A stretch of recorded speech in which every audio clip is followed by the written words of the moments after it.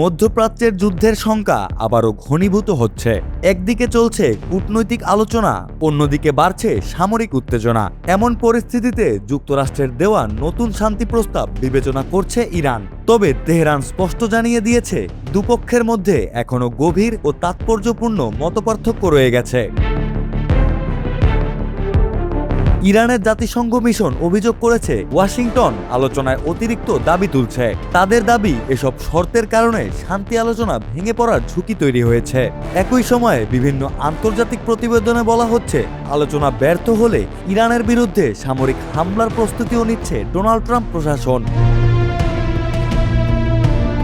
এই উত্তেজনাপূর্ণ অবস্থার মধ্যেই শুক্রবার তেহরানে পৌঁছান পাকিস্তানের সেনাপ্রধান ফিল্ড মার্শাল আসিম মুনির। রাতে তিনি দীর্ঘ সময় ধরে বৈঠক করেন ইরানের পররাষ্ট্রমন্ত্রী আব্বাস আরাকচির সঙ্গে। আরাকচির টেলিগ্রাম বার্তায় বলা হয়েছে, বৈঠকে উত্তেজনা কমানো এবং সংঘাত এড়াতে চলমান কূটনৈতিক প্রচেষ্টা নিয়ে আলোচনা হয়েছে। ডোনাল্ড ট্রাম্পও শুক্রবার পরিস্থিতির গুরুত্বের ইঙ্গিত দিয়েছেন। তিনি জানান, সরকারি পরিস্থিতির কারণে তিনি ছেলের বিয়েতে অংশ নেবেন না এবং ওয়াশিংটনেই অবস্থান করবেন। এরপর থেকেই ধারণা জোরালো হয় যে ইরান ইস্যু এখন অত্যন্ত সংবেদনশীল পর্যায়ে পৌঁছেছে। ট্রাম্প বলেন, চলমান আলোচনা এবং নতুন হামলা এবং যুদ্ধবন্ধে একটি সমঝোতার মাঝামাঝি অবস্থানে রয়েছে।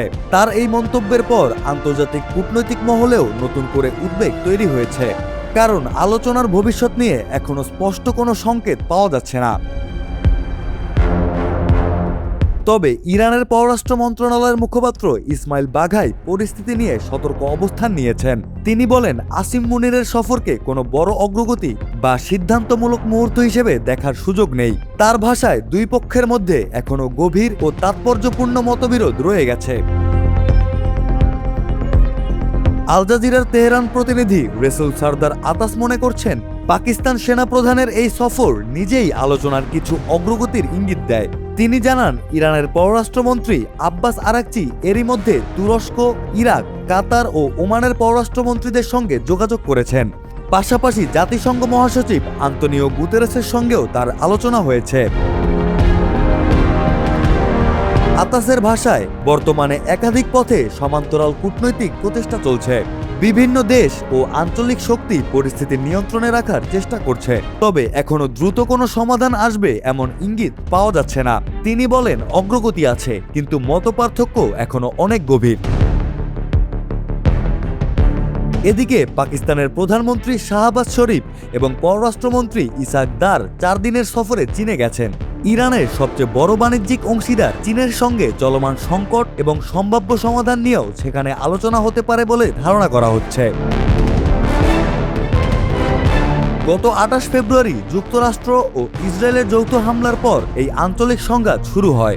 পরে 8 এপ্রিল যুদ্ধবিরতি কার্যকর হলেও কয়েক দফা আলোচনার পরও স্থায়ী সমাধান আসেনি। হরমুজ প্রণালী পুরোপুরি খুলে না দেওয়ায় বিশ্ববাজারে তেলের সরবরাহ সংকটও আরও তীব্র হয়ে উঠছে।